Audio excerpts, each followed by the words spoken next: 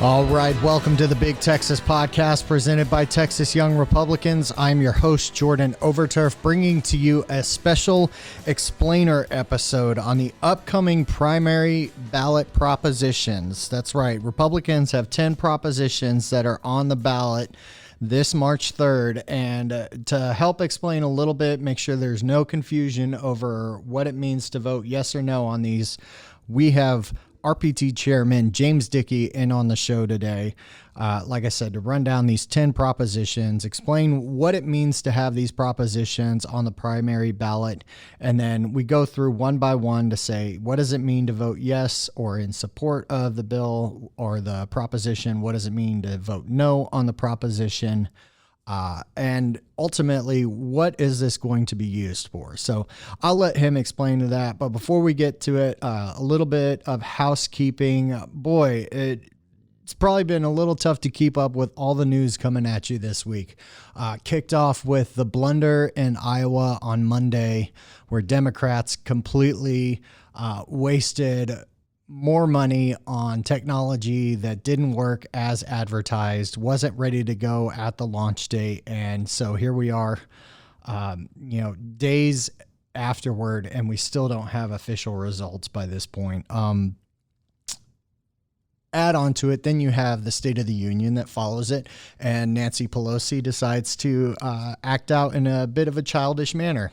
Not really a surprise there, but after everything that was done and said during that State of the Union, definitely the best of the president's term so far. But looking back, I mean, it was a very striking speech. There were a lot of issues that he hit on. A lot of good Americans were highlighted in that. And so for her to cap that off with such a petulant act, it's not surprising, but it is kind of disturbing. And then Wednesday, following up, the acquittal of President Trump by the Senate and the end of the impeachment hearing, found not guilty on both articles. And so finally that sham is over. We continue to monitor the fallout and pay attention. But I think the through line here is that when Democrats can't win an election, they will do everything within their power to steal it, including hijacking the Constitution for their own purposes. I think this just lets us know that more and more we need to be active this year. We need to make sure that we are getting out and having conversations with our neighbors. Not everyone is paying attention to these races, is paying attention to the national news. There are very few people who probably even understand that the president wasn't removed when Congress voted on the articles of impeachment, and fewer still who probably understand what the implications of that are now that he has been acquitted. So the through line here is that we as Republicans need to make sure that we are out, we are active, we are talking to our supporters, we are talking to our neighbors, our friends, community leaders about how we want this state to be run. That's why the March 3rd primary is going to be so important for Republicans to turn out and vote. Democrats are going to use their turnout as a way to mark the tide. Where's the high water mark for them? And are they going to be able to overcome Republicans in the districts that they are targeting? We'll be talking about that a lot more after the primary. But for right now, the message is if you don't go out and vote during early voting, starts February 18th. There's weekend voting that following weekend on Saturday and Sunday. Polls are open, so there's really no excuse to not get out there and cast your ballot. There are going to be contested races in just about every district. I would be shocked if there wasn't a contested race somewhere in Texas. If there is, someone correct me. Let's get a corrections department going to make sure that we're accountable here on the Big Texas Podcast. If you want to know more about what Texas Young Republicans are doing, you can always follow us on Facebook, Twitter, and Instagram at TexasYRs. Make sure you're following the Big Texas Podcast on Twitter and Instagram at Big Texas Podcast. Got to get that in there. And then make sure if you love what you hear on this show, you want to hear more of it, make sure you don't miss a single candidate interview. Hit that subscribe button. YouTube, Instagram, where is my head at today? On YouTube, iTunes, Spotify, wherever you get your podcasts. Okay, that's enough housekeeping for today. Going to bring up Chairman Dickey to talk about these 10 propositions. I want to thank him for taking time out of his very busy schedule to sit down and walk us through this. So I'm going to get out of the way, ladies and gentlemen, without further ado. Chairman James Dickey. Chairman, thank you so much for coming on the podcast. Boy, it is my pleasure. Thanks so much for having me. So I know you're real busy, so I just wanted to get to an explainer real quick for our listeners. On the upcoming primary on March 3rd, there are 10 primary ballot propositions that Republicans are going to be voting on, correct? Correct. So can you first explain to us what is a primary ballot proposition? So we get feedback a lot that the things in the platform, those were voted on by the delegates at convention, and that matters, but obviously representatives are elected by the voters in their district. And so one of the things we heard was that it would matter more if there were an issue that the voters in the district had seriously weighed in on. And so we have taken that to heart, and now we have 10 issues that we are looking for every Republican primary voter to weigh in on, and so that we will have the results by elected representatives district to say, well, you wanted to know if this issue was not just important to those people at the convention, you wanted to know how important it was to people in your district. Well, guess what? Those in your districts voted for this issue at 92% or at whatever the percent may. So this is supposed to be a barometer for elected officials as they prepare to continue through the campaign process, but also down the road in the legislative session. Exactly. That's primarily for us to be able to use as reinforcement and encouragement for those elected officials who will help us enact the policies that we are working to enact. Excellent. Well, we also want to help the voters understand. So let's run through these 10 props real quick. I'll read them off, and you can give me just a brief explanation of Sure. the background and what a yes or no vote means. So number 1 is Texas should not restrict or prohibit prayer in public schools. Exactly. And this first one's a little bit, we've gotten some feedback, there's some confusion because it could turn into a double negative, kind of like the Prop 4. Prop 4, yeah, exactly. The fight against the permanent ban against an income tax in Texas. And the structure is, if you vote yes, then that means you believe that Texas should not restrict or prohibit prayer in public schools. If you vote no, that means, yes, Texas should restrict or prohibit prayer in public schools. Excellent. Well, Texans clearly understood Prop 4. I think they'll understand this one pretty well. I think so, too. So number 2, Texas should reject restrictions on the right to keep and bear arms. Exactly. And this is pretty straightforward. Voting yes means you believe Texans should reject restrictions on the right to keep and bear arms, and voting no means we should not reject restrictions on the right to keep and bear arms. Excellent. Number 3, Texas should ban the practice of taxpayer-funded lobbying, which allows your tax dollars to be spent on lobbyists who work against the taxpayer. Yes, and this one comes with a little bit of explanation there because the average citizen hasn't put a lot of thought into taxpayer-funded lobbying. But clearly, yes, a vote yes says we should ban the practice of taxpayers paying for lobbyists who then work to get more taxpayer money. Excellent. Moving down the road, we got number 4. Should Texas support the construction of a physical barrier and use existing defense-grade surveillance equipment along the entire southern border of Texas? Exactly. We get a lot of feedback from people saying, not sure that, Texans really want this, Texans really support this. And so we are asking, a yes vote means you believe Texas should support the construction of a physical barrier and using defense-grade surveillance equipment. And a no vote means Texas should not support construction of a physical barrier and the use of defense-grade surveillance equipment. Yeah, that one's a pretty easy one to get through. Number 5, Texas parents are legal guardians of public school children under the age of 18 should be the sole decision makers for all their children's healthcare decisions, including, but not limited to, psychological assessment and treatment, contraception, and sex education. Yep. And obviously this has been a news-making issue over the last several years.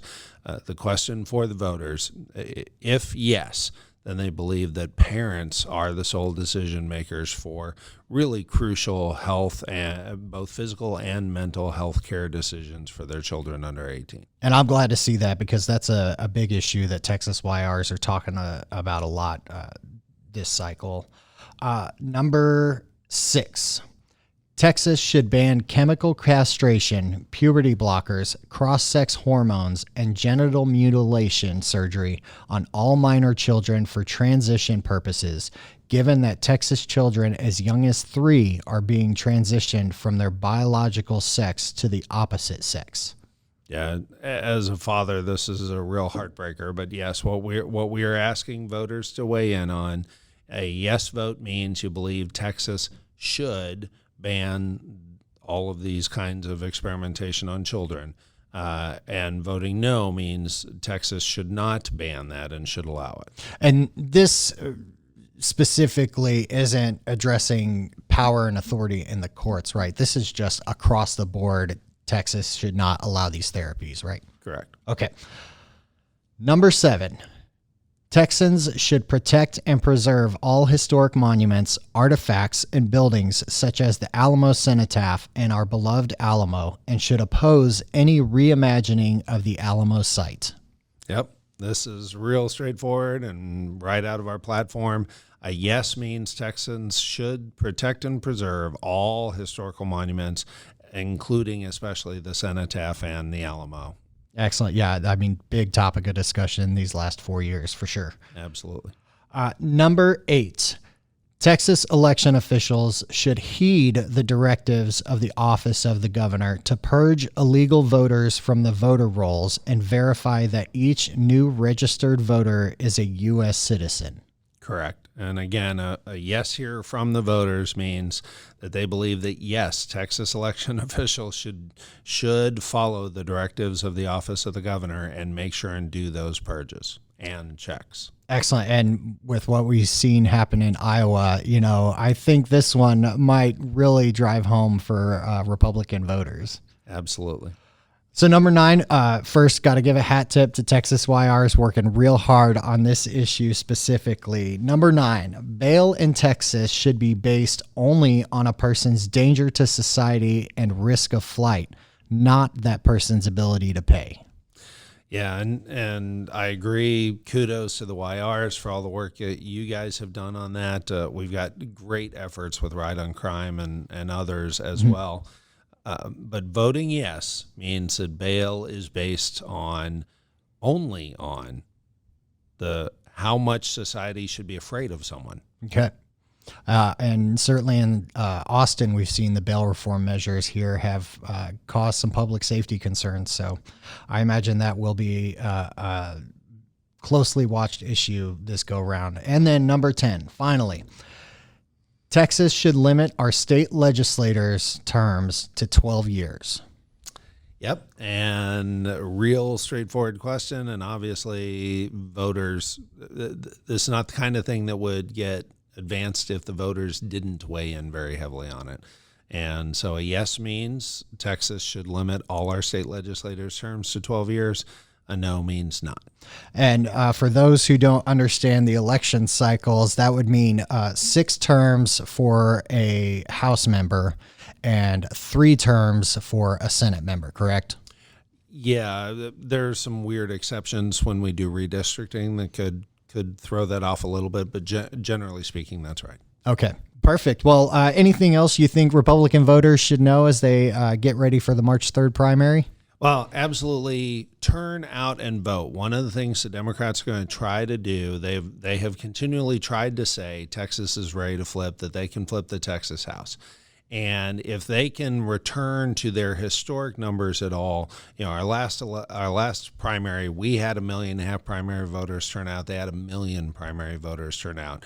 if they can manage to turn out more primary voters than we do, that will fit their narrative. They will try to make the case. So I encourage strongly every Republican turn out, not just to let their voice be heard in who their nominee is, but so that they can make it clear that Republicans are here in strength, that Texans are defending Texas, that we are going to stand up strong.